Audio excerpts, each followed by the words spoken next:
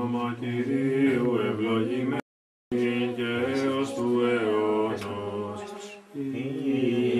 Το όνομα Κυρίου ευλογημένο από του νυν και έως του αιώνος. Το όνομα Κυρίου ευλογημένο από του νυν και έως του αιώνος.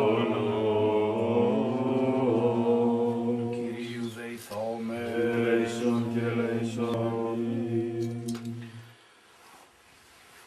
Δόξα σοι Χριστέ ο Θεός ημών, δόξα σοι. Δόξα Πατρί και Υιό και Αγίο Πνεύματι και νύν και αεί και σ' όνος των Κυριλέσου και ελέησον και ελέησον Πάτερ Άγιε ευλόγησον.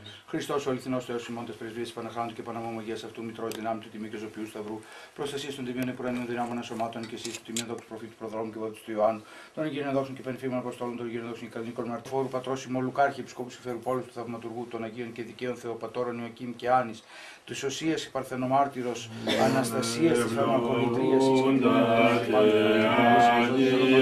Αγιάζοντας ημάς, Κύριε φύλατε εις όλα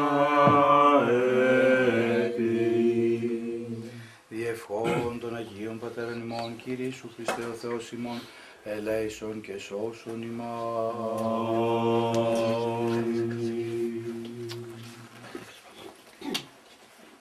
Ευλογία Κύριου και έλεος έλθει αυτού επισέρχονται.